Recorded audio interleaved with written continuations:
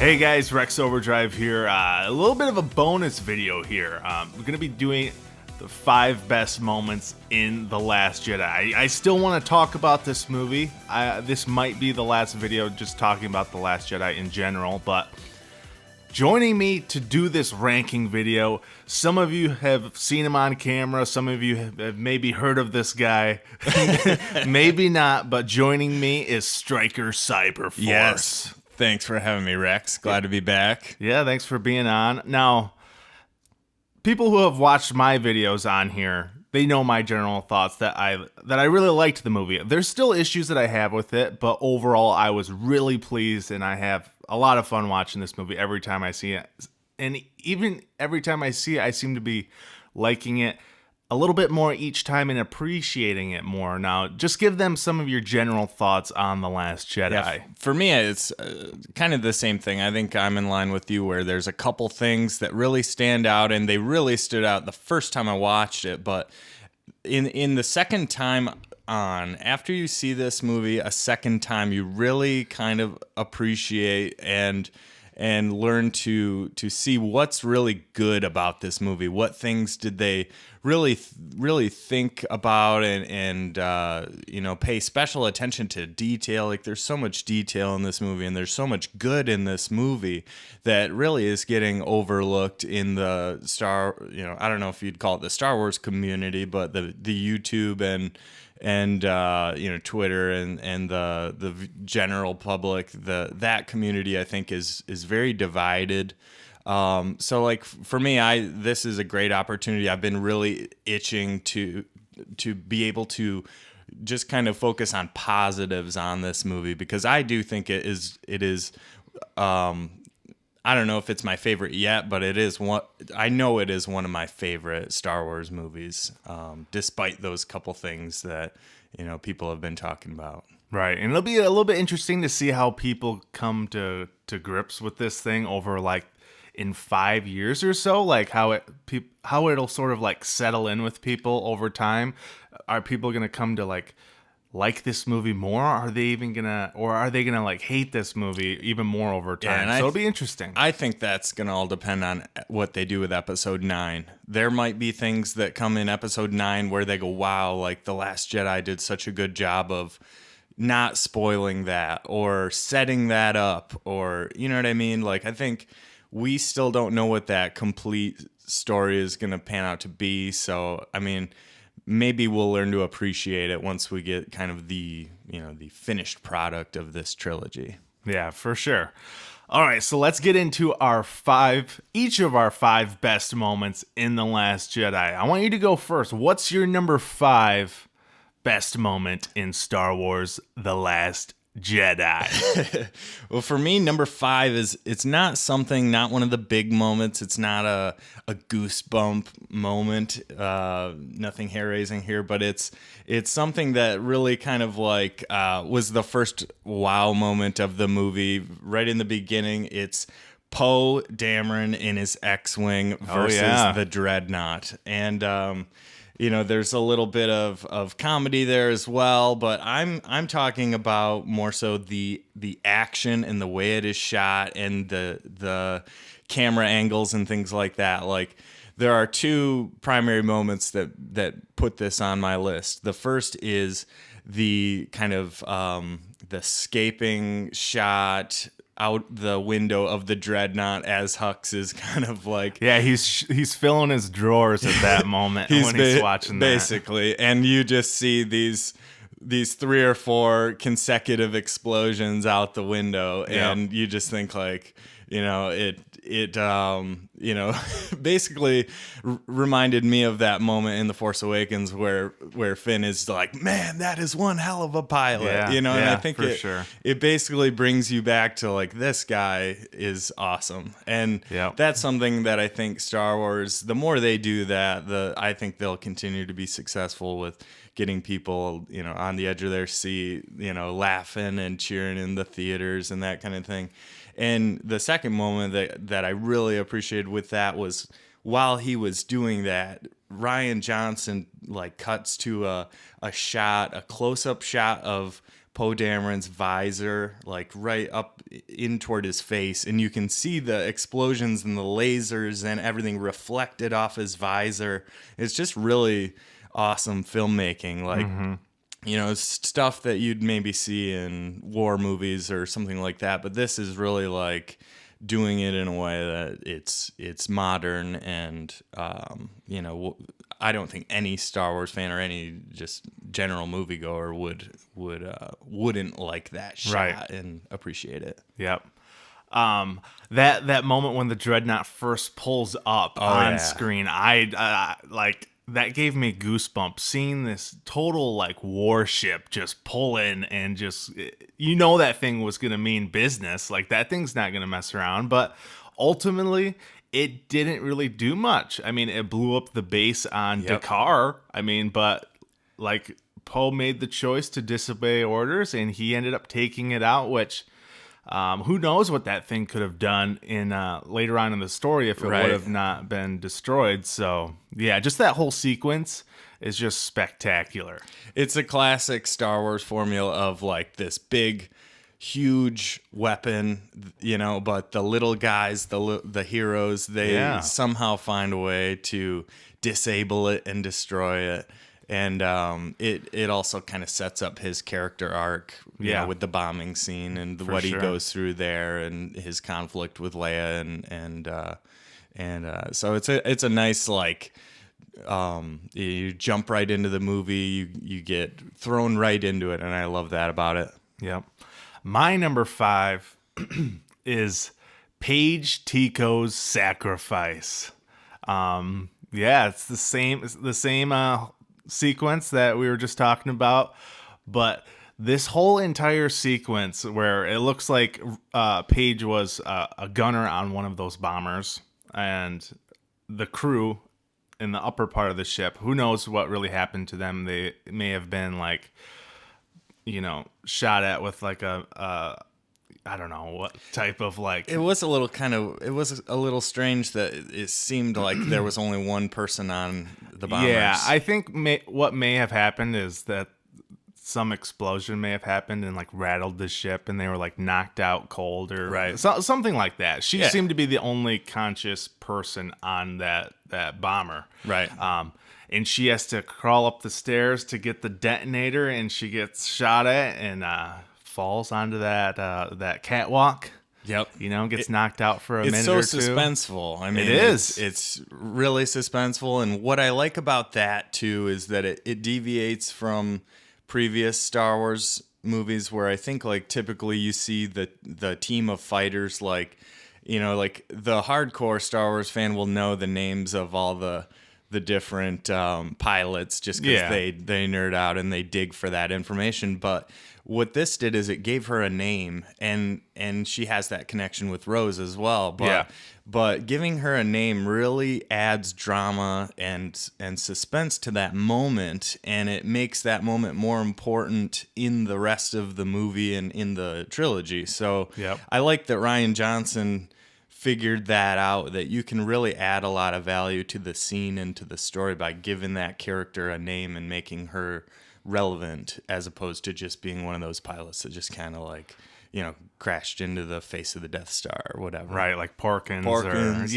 You don't see it a lot of times where these side characters that are sometimes just used for like like Porkins, like we've talked about, or gold or red leader in the green. Original Star Wars film. Obviously, we saw them pop up back in Rogue One as well. But you just don't see that often. And to give a character like her just a fantastic moment where the fate of the Resistance is in this one girl's hands, and she can do it. She needs to, find the courage in herself to do this one thing, and she makes the choice to sacrifice herself. And, I think she knew that, signing up for the Resistance. But when the camera is, it's pointed, it's from the point of view of the dreadnoughts, like,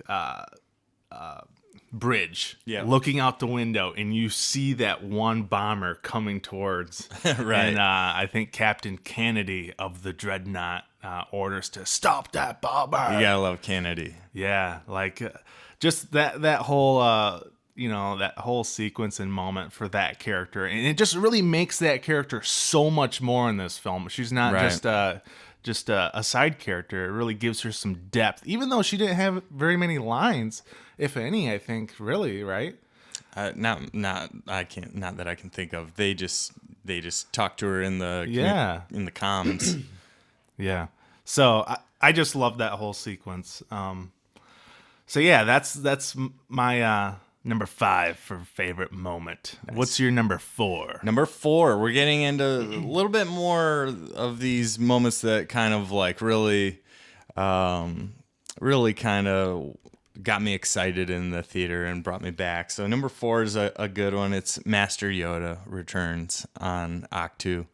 And what I like about this moment is both like how Mark Hamill, first of all, he was just amazing in this movie. And right out the gate, he says, Master Yoda, like almost with a tone like he's like not even happy to see him. No. He's just kind of like, oh yeah, here you are, like crap just keeps raining down on him while he's on the island. Like, he's just in a rut.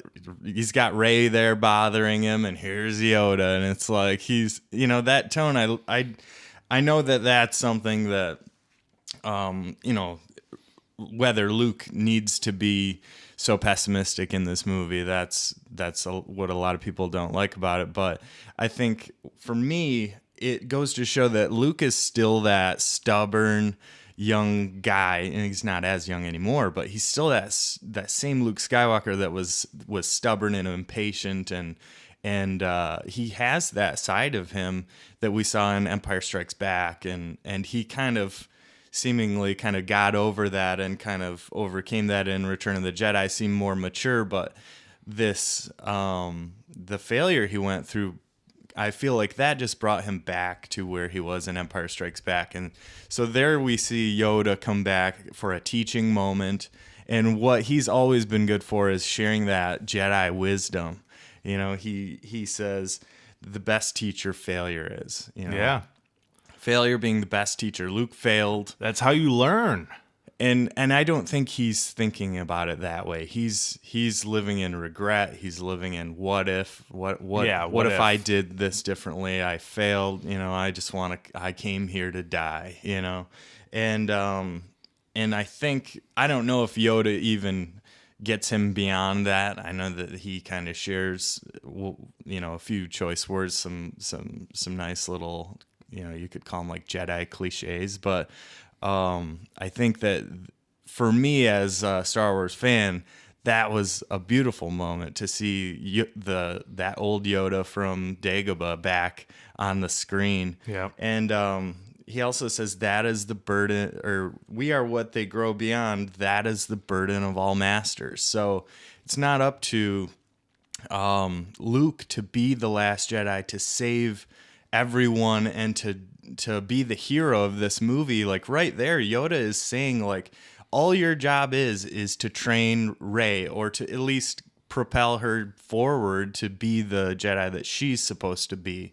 And I think anyone that's got an issue with Luke not being like the primary hero of this movie, like you have to realize like Rey is the hero of this trilogy, and Luke is just someone who's there to help her go beyond what Luke was. Right. And she may or may not have that Skywalker lineage, but she is the protagonist here, and I think that is a nice thing that gives a little bit of support to that fact, and it gets us in the state of mind that Luke's role is to help Rey be who she's going to be. Right. Yeah, that whole moment where, Luke, he couldn't he hesitated to burn the Force tree. He's on his way back, or he stops like he's not going to do it, and then Yoda just does it. Yeah, you know? and then we see Yoda cracking up with his like feet moving. Yep. And I just love that whole sequence with Yoda. And we kind of got two Yodas almost. We got kind of like at first it was a younger Yoda that looked more like the prequels Yoda a little bit, and then when he kind of took a physical form, it seemed more like it was the older Yoda, that gray hairier Empire Strikes Back or Return of the Jedi Yoda. Yeah, you definitely got both of those. Where the prequels definitely had a more serious Yoda, Right. for sure. And then Empire Strikes Back, you get the crazy Yoda where he's like bonking Luke on the head, like trying to steal his flashlight and like candy bar or something like that. But man, what a treat it was to see Yoda in this film. Like, I thought it was a possibility, but I honestly didn't think it would happen. But like, I was kind of hoping to see like Luke pull the same thing that Obi-Wan did, where he sent Luke to Dagobah and he met Yoda but didn't know he was Yoda. So like, what if Luke was like, okay, you're gonna meet with Master Yoda, and Rey is like, I'm seeking Master Yoda. Yeah. And then he's like, Yoda, you seek Yoda. Like I would have loved to see him pull that BS again. Like, yeah, that would have been great. Oh, Jedi Master. Yeah. My number 4, we're still on Octo, is Luke and R2-D2 on the Falcon. Oh, yeah. Now, this was such a beautiful moment. Yep. Straight nostalgia. You see Luke, he's roaming the cockpit of the Falcon. He's touching the headrests of the seats and all that stuff. Yep. And then he goes into kind of the common area of the Falcon. Yep. And he sits down and, we see R2-D2 boop beep, pretty much wake up from low power mode. And, just that moment that Luke says, R2, it's like, it was almost like a moment from the original Star Wars You're right movie. back. Yeah, you're right back there. Yeah. And just to see like that you just feel that bond between these two characters. Yeah. Even though one of them's a droid, like you just feel that bond that these characters have been on like this epic journey and have so much history together. It's just so awesome. Yeah, I think, like, for me, I think about the fact that Mark Hamill has gone his entire life being known for being Luke Skywalker, and he's been, playing that character off screen at different conventions and being in the media and everything. Like, he could never live, like, he is typecasted and he is going to forever be Luke Skywalker. And to have him do that on screen again, and to be that character again, it was like he has always been Luke Skywalker. Like, it just makes me feel like Mark Hamill is Luke Skywalker and Luke Skywalker is Mark Hamill. Like, nobody else could do that like he did. And just him saying that, like, gives you that feeling like you're right back in episode 4, And I really like, too, on that scene, just kind of a sidebar within that scene when Luke grabs the dice. Yeah. So it is like no words have to be spoken, but you're paying a little bit of tribute to Han Solo. Yep. And, kind of just gives you a little bit of appreciation for him in that moment real quick. Not too... It's not a full-blown funeral or anything like that would take up a lot of screen time, but I thought it was a nice way that also tied into other parts of the movie as well with the dice. Yeah. So.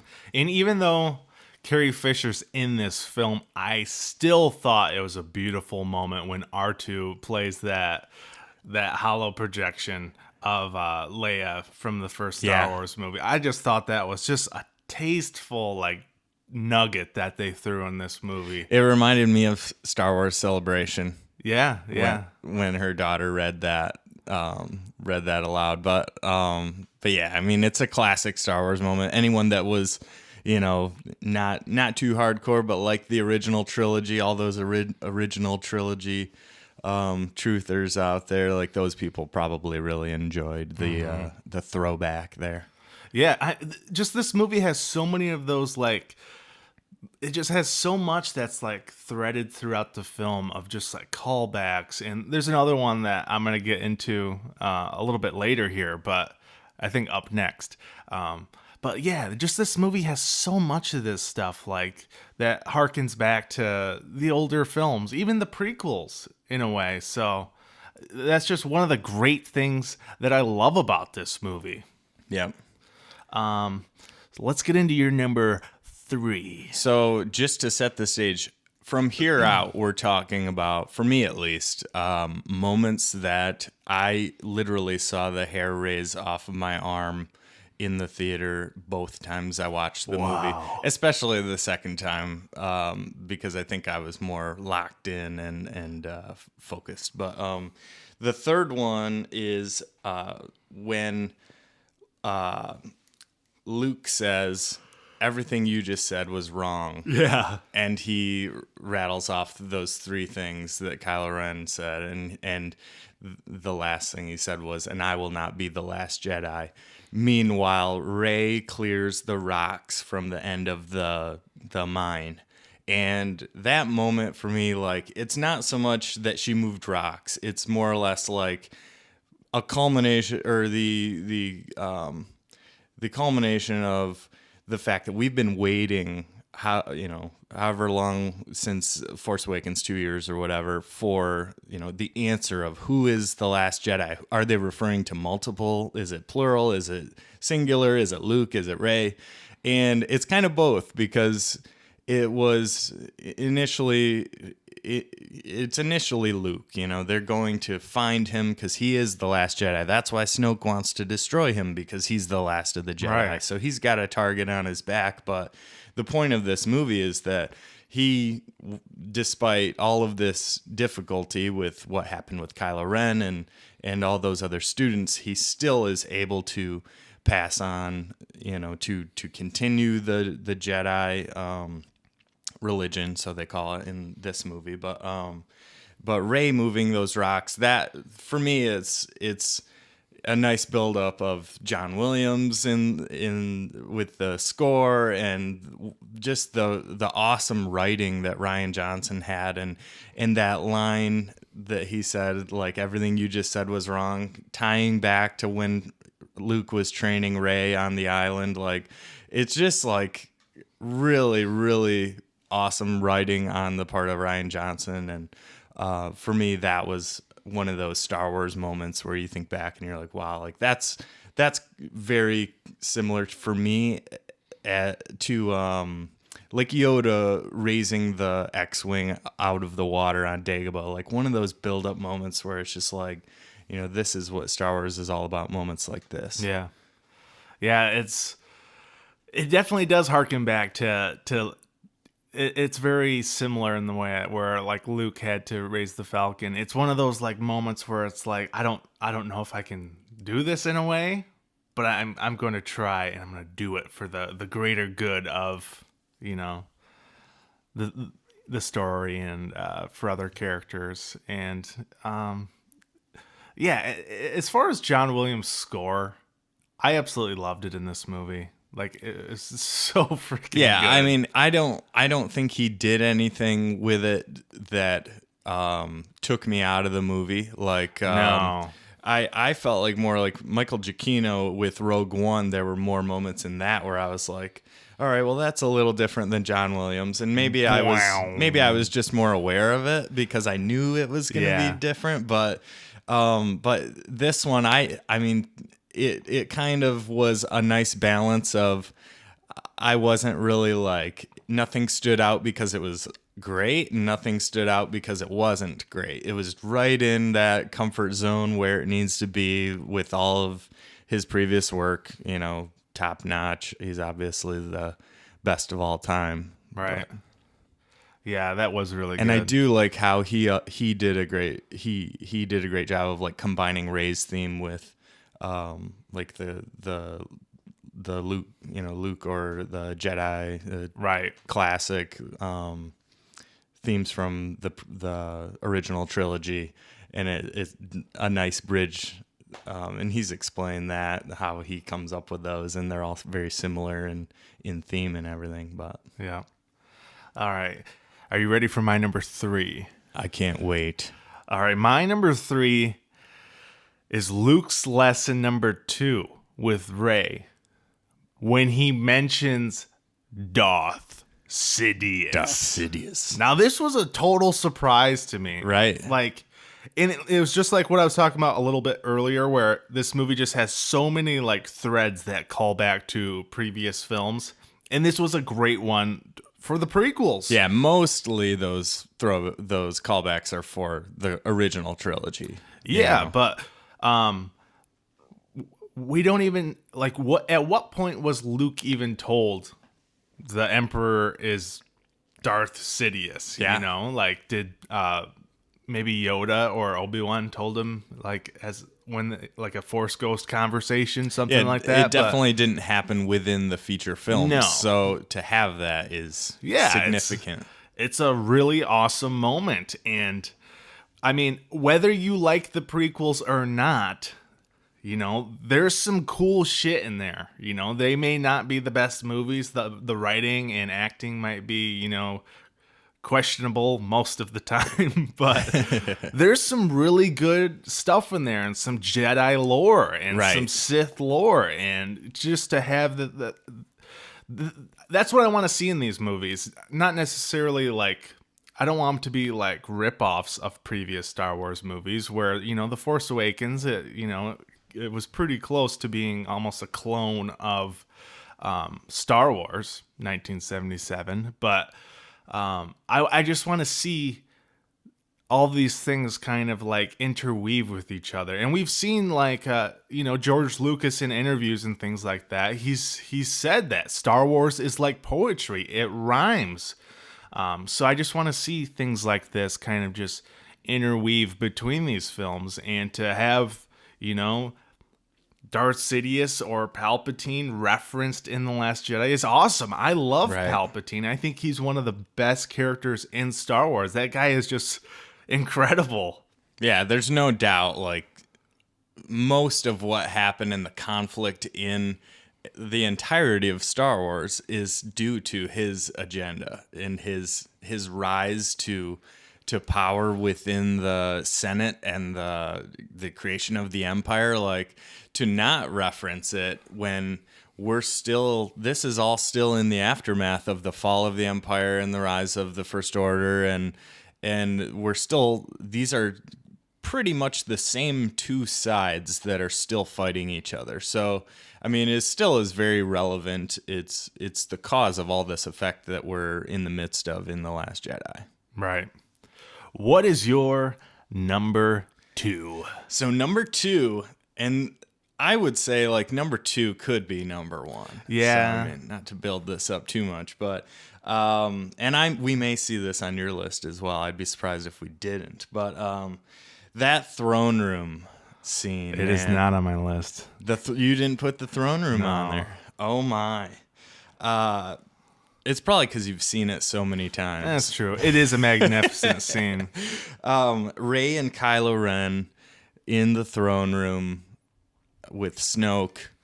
The assassination, or I don't know if you'd call it assassination, but Kylo Ren making the decision to execute his master and take his place, and a brief moment of teamwork, if you could call it. Maybe, I guess it depends what perspective you're looking at it from, who you're talking to, but seeing that happen where Kylo Ren slowly turns that lightsaber while Snoke is talking and saying, I can sense his every thought.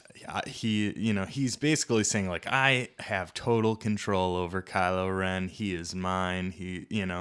And meanwhile, he's turning that lightsaber, and he even says something like he's going to turn his blade on Rey. And when he says that, the lightsaber turns on that on the armrest of his chair, and it's just a really awesome combination of writing and the way it's shot. And when he kills him and that lightsaber comes out, and then they have that slow motion moment where they're both kind of like, Rey's catching the lightsaber, and they turn and start fighting those guards. Like, it is just amazing. It's probably,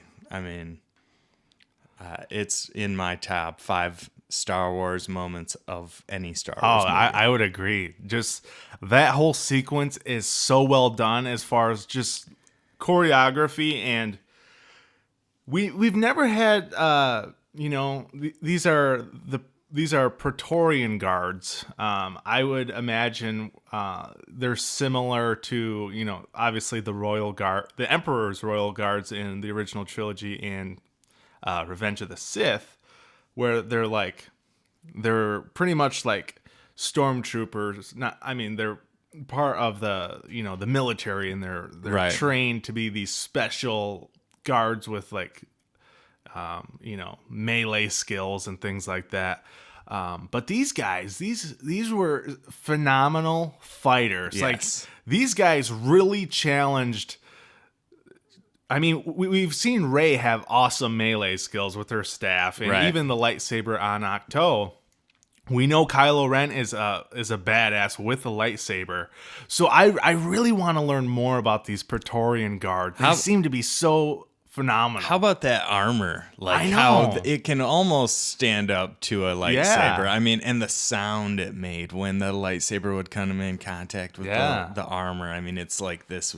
The sound design in that scene with, I can't even mouth that sound, but watch that movie again and listen to the sound it makes when the lightsabers hit that red armor. Like, it is awesome. Yeah. So I had a couple other things on this scene that I think are worth kind of giving a shout out to. Is how many similarities do we see in that scene to like Return of the Jedi, where Snoke makes Rey look out the screen at those ships getting pegged off one by one. Yep. It's very reminiscent of Return of the Jedi when the Emperor is making Luke, trying to turn Luke by saying, like, your friends are all going to die. You need to turn.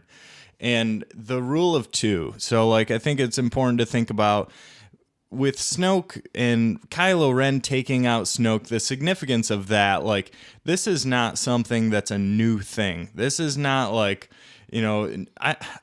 I want to know who Snoke is, just like everyone else, but I don't think that we should overlook the fact that it is like a tradition for the Sith to execute their own masters.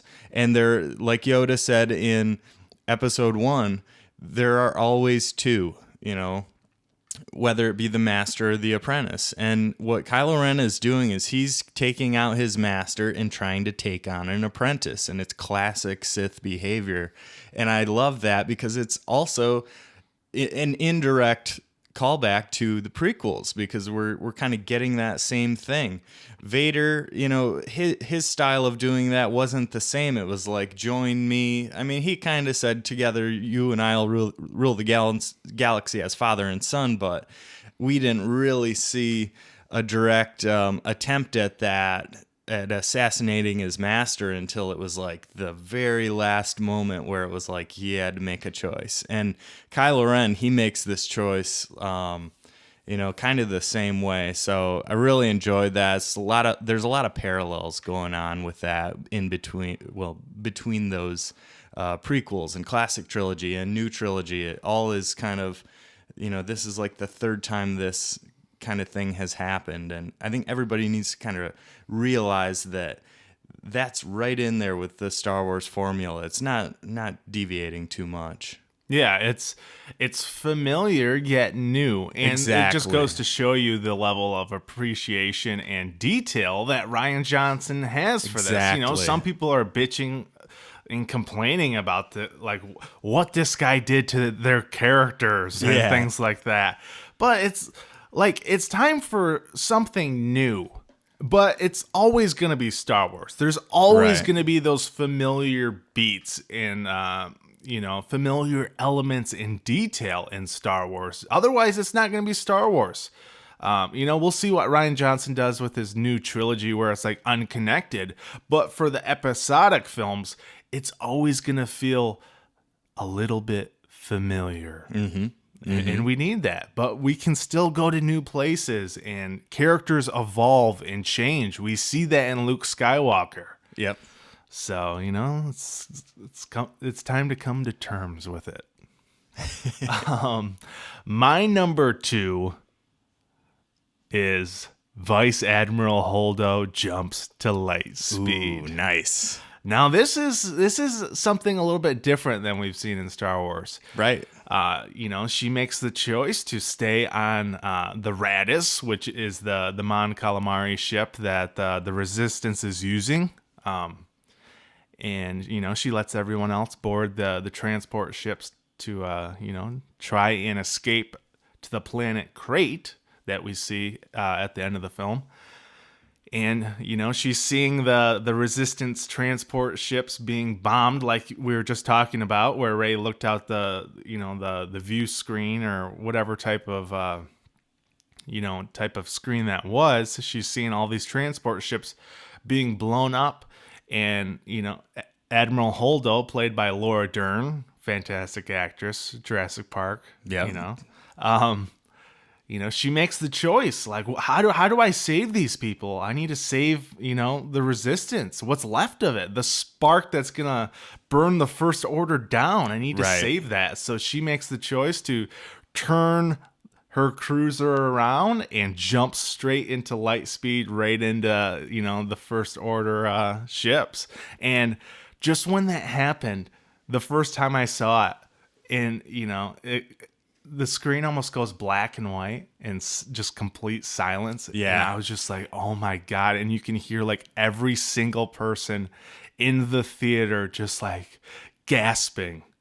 It's just like you could hear like some guy like, eating his popcorn or drinking out of his straw out of his cup in the theater. Like it was so quiet, but it was so tasteful and like it worked. Yeah. I think in the first viewing, we were there opening night, and this was, I feel like, a room full of pretty respectful people. They were all pretty quiet, and everyone was there, and were serious about watching the movie. So when we saw that, I mean, I think there were a couple like, wow.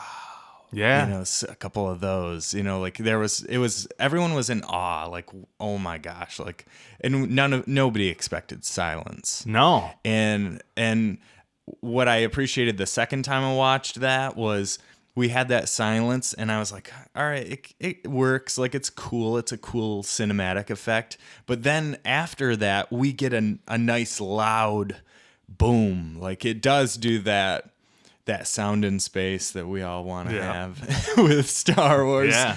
Defy the laws of physics with a little bit of loud explosion sound in space. But my thing about that scene is when I watched when she said, "Oh, hey Leia, I think I'm gonna stay behind with the ship," I'm thinking like, well, Jesus, with technology, like, can't you just put that thing on autopilot? Like, you've just been coasting this whole movie. But when she stays back, this justifies that whole thing. I mean, like, throw that argument out the window, because this gives her character arc, it gives her redemption, it proves that she is deserving of that position that she was given to be in charge of the Resistance when Leia was out of commission there for a while, and I think it helps Poe probably realize, like, hey, she's the real deal. She's a good person. She's not like a traitor, like he calls her, and so really, I think like that was well played as far as writing, and well played by Laura Dern as well in the movie. So yep. And as far as like when people complain, like, why didn't she just tell Poe her plan? Well, maybe at the start she didn't have a plan, you know, just jumping into, taking over leadership duties of the Resistance for the moment that Leia was, being taken care of in the medic bay or whatever. Right. And Poe, he just disobeyed orders and was demoted. Right. So a character that's never met this guy, why would she trust him? A guy who just disobeyed orders and never met like this. Well, think about how the military works. Yeah, and they call him like a flyboy. Flyboy. He's fly by the seat of your pants. Like, who knows what he's gonna do? If he didn't like the plan, he already set up like a side plan and, go find the code breaker, blah, blah, blah. But I mean, that was their only chance. Yeah. That was their only chance. So if Poe does something to disrupt that plan, that one, the last one that they have, then they all die. Yeah. So I mean, we're kind of seeing our way through that to try to make ourselves feel like that was why that happened. But I mean, I get both sides of the argument, but I think that they did it in a way where that was really impactful, and it gives everybody a little bit more character arc. It gives Poe character arc. It gives Leia character arc because she's losing her friend. I mean, it ties back to Leia, Princess of Alderaan, and then Holdo, to the fullest. So yeah, when she even says, as she's about to, let everyone board those transport ships, she says, I really like him. Or she says she likes Poe. Like she admires, what's inside of him, but at certain times, like he may not make the choice that's best for the overall, Resistance. But it sort of all plays into his character arc and what we see later on in the film. Like Poe's entire arc in this movie is just learning, when is the right time to to do certain things, and when to stand back, and when to retreat, and when to attack. That's Poe's entire arc in this film is just learning.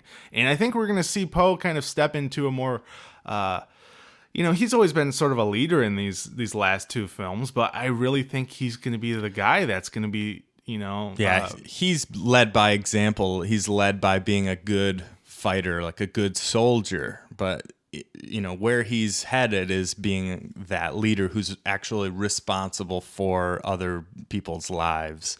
I think that's the disconnect that he ran into. That's his character arc, is going from someone who's just responsible for his own life and taking other lives to being someone who's responsible for everyone else's lives on his side. So right. All right, what is your number one? Number one has got to be Luke Skywalker and his projection, the projection of projecting himself. The moment you see that he is simply projecting himself, he's levitating on that rock on Octo still, and then he drops in exhaustion, and you kind of realize, like, wow, he did what he said he wasn't going to do in a way that a Jedi would. Like, he said, what do you want me to do? Go out there with a laser sword and just take on the First Order by myself? And he did that. He really did that. Yeah. As kind of the, like, there's all of that little Easter egg kind of stuff that you see with the way he projected himself with the original lightsaber and a nice trim brown beard, and he was kind of that flashback version of Luke that we saw in the scenes with younger Kylo Ren during that betrayal scene. He was kind of that age Luke Skywalker. So yeah, but he had the blue lightsaber, and he wasn't leaving salt trails on the ground or anything like that. No. So the way he went about that and stood there as a projection, took the blaster fire, we have that moment of reveal where Kylo Ren feels like a fool and he's like, no, I mean, it's like that is a Jedi master. That is someone who's wise and who, doesn't need to use brute physical force like we see the dark side use all the time, fueling their fighting with their hatred and their anger and using their emotions. This was the way of the Jedi, to project yourself. And he, is very, this is like something that Yoda would do. It's passive aggressive. It's like, you don't need to be on the offense. All you need to do to win is be on the defense. And he stalled and provided them time to evacuate. And so I mean, I love the buildup of that moment, and I love how it gave him an opportunity to be on screen as that iconic Luke Skywalker, and then we get his exit, we get his retirement, which is very much, I think it's obviously very similar to Yoda's, where Yoda is on Dagobah in Return of the Jedi. He's old, he's kind of the way Luke is. He's exhausted. He knows that he's done enough to let everyone else take the load and move the fight forward. Yeah. And he's done his job. He has fulfilled his role in the story, and he, kind of disappears. His robe flutters away in the wind. But first, the moment, the twin sons with John Williams in the background. Oh, it's beautiful. I mean, this is the hair-raising moment. Yeah. Number 3. This is the one where, this is Luke on Tatooine looking at twin sons thinking, my adventure is out there. This is the hero's journey coming from moisture farmer on Tatooine with Uncle Owen and Aunt Beru. And everyone told him, you're not going to be like your father. We want you to, be on the farm, and, everything else that happened since then. And this is coming full circle. It's like him reflecting on, look at what I've done, and I've done enough where I don't need to do it anymore. I'm sure we're going to see him as a Force ghost. Yeah. I mean, I would be disappointed not to, but I really like the fact that he has achieved that level as a Jedi, that he has become a master. He's trained a successor, and now he can retire and just disappear and become one with the Force. Mm-hmm. And I thought it was a beautiful way to do it. Would you rather have him get killed by Kylo Ren on Crate and just be there bleeding out by a lightsaber? What else would you want? Right. It was like, as much as I hate to see Luke physically become no more, I don't think I could ever come up with a way to do it better than the way Rian Johnson did it. Right. Ever. It's in a way where it's like, it's something that I didn't know I wanted. Yeah. Exactly. And that whole sequence where he's projecting himself across the galaxy onto another planet to give the Resistance the time for them to escape. And Kylo Ren, I think you see that on his face, when he screams no, he realizes that Luke is stalling for the Resistance to escape. And just that whole sequence, it adds so much to the Jedi lore and just to the Force in general, as far as new powers and abilities. Right. And Luke, I would say, is easily the most powerful Jedi that we've ever seen. Yeah. To be able to do that. Absolutely. Like that in, like you said, I didn't want to see Luke, bleed out by Kylo Ren's lightsaber or something like this. So he goes out in a way that it adds so much more to the character and to Star Wars in general. And at the end of the movie, we see it's about having a legend. The legend of Luke Skywalker carries on and inspires.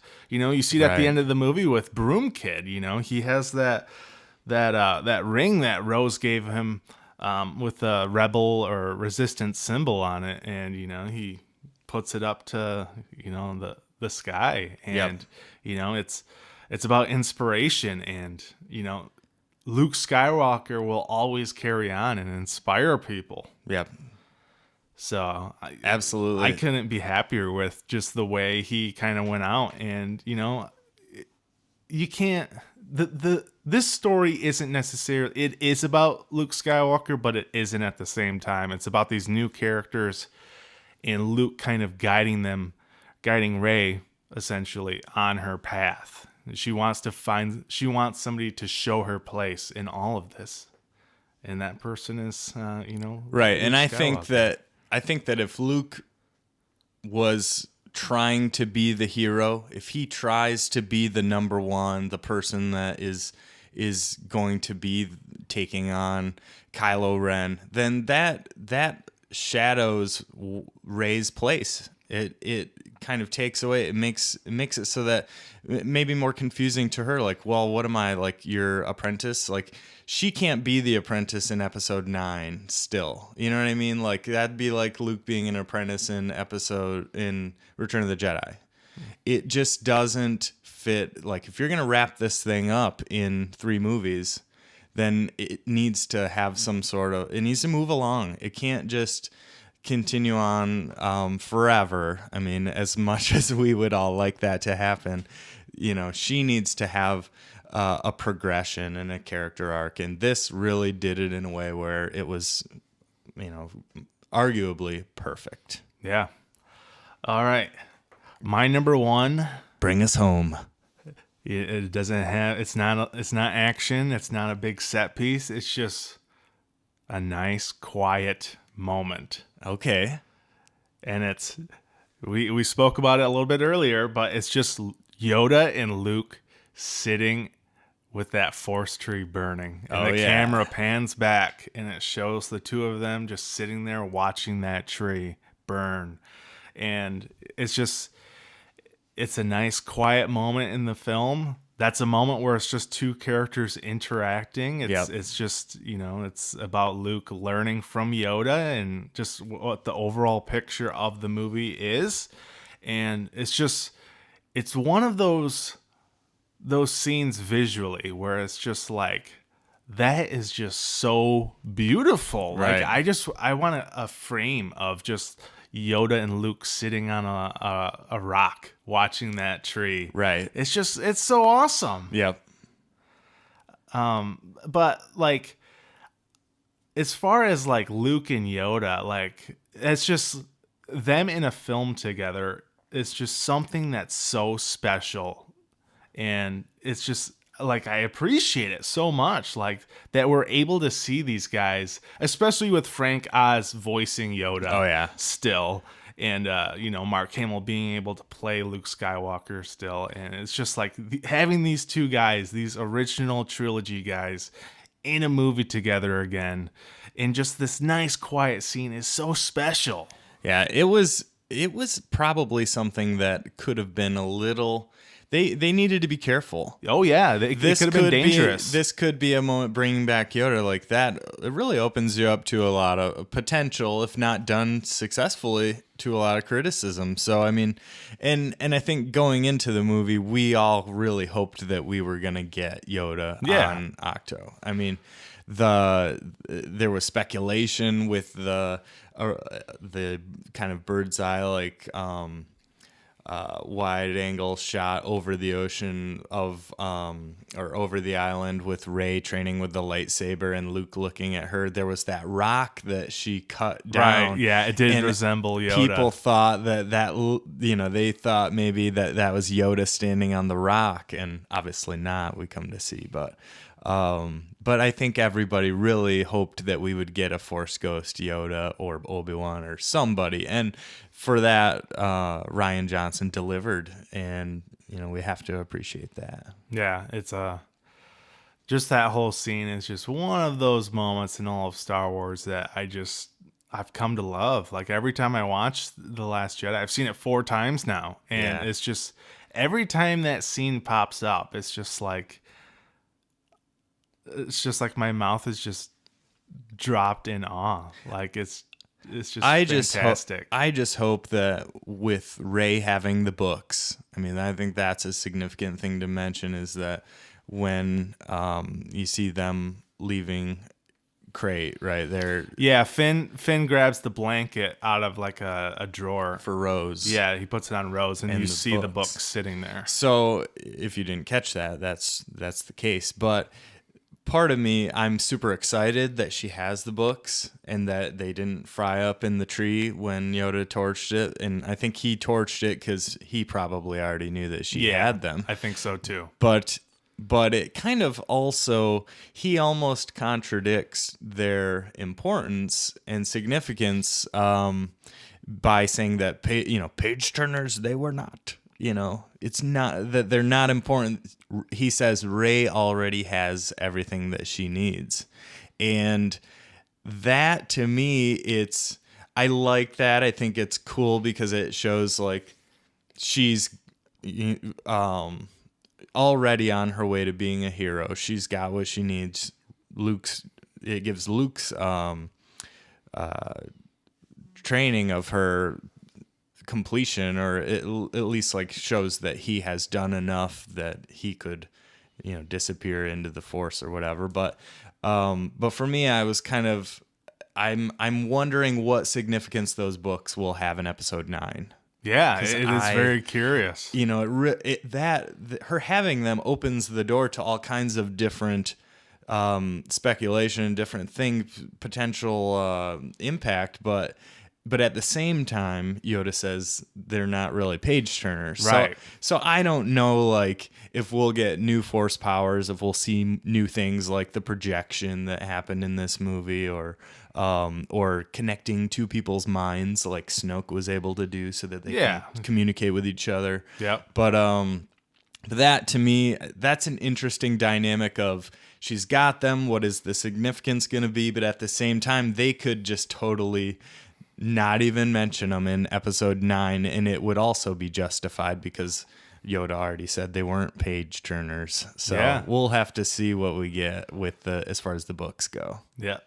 Yeah, that will be pretty interesting to see, like you said, like what sort of impact are they going to have in the overall story and as far as the progress of Rey becoming a Jedi. And I don't think she's to the point yet at all where she's going to be training younglings. Right.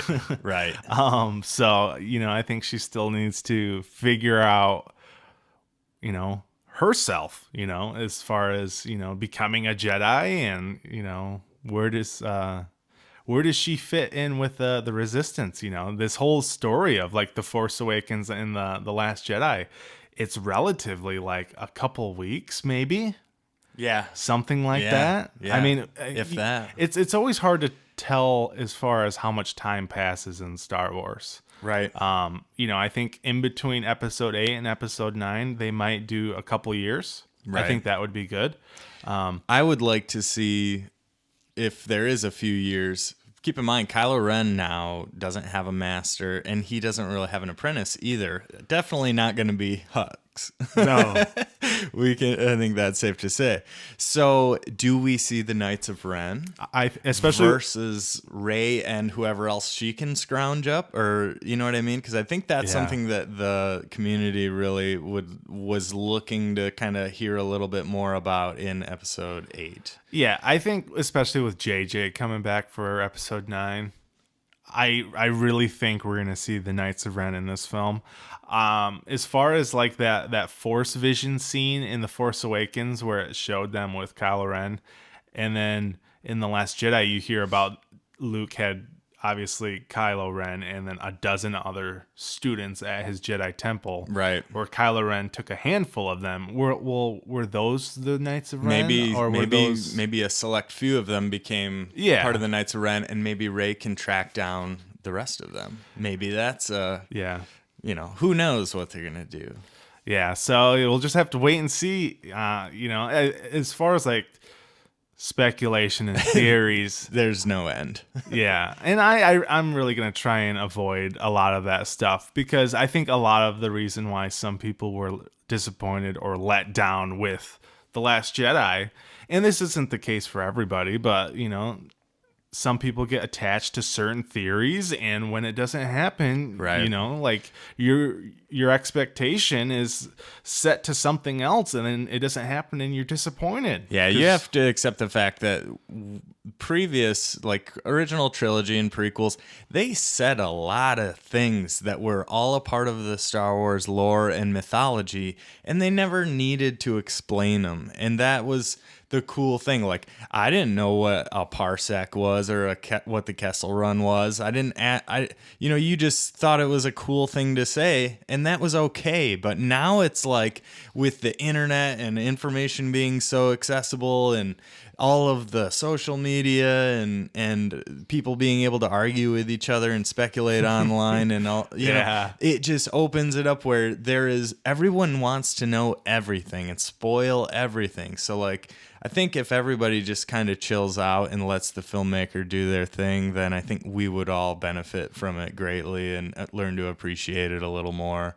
And I mean, maybe they do side movies, anthology movies down the road, like the Kessel Run and that kind of thing. We're probably going to get that in Han Solo, maybe. So, just because they don't take care of every answer to every question in that one movie doesn't necessarily mean that we won't get answers later. So right. Yeah, the trilogy's not over, people. Chill out. So anyways, that's going to do it for our 5 best moments for The Last Jedi. I want to thank Adam, or Striker Cyberforce, for being on the show. Thank you. You're very welcome. Yep. And I want to know what are some of your favorite moments from The Last Jedi? Let us know down below in the comment section. Guys, thank you so much for listening. Hopefully we'll do some more of these down the road, depending on different movies. Maybe something like Avengers Infinity War or some other big movie like this where we'll get into some juicy nuggets and things like that. But guys, leave us your thoughts down below. Thank you so much for listening. I'm Rex Overdrive. I'll see you next time.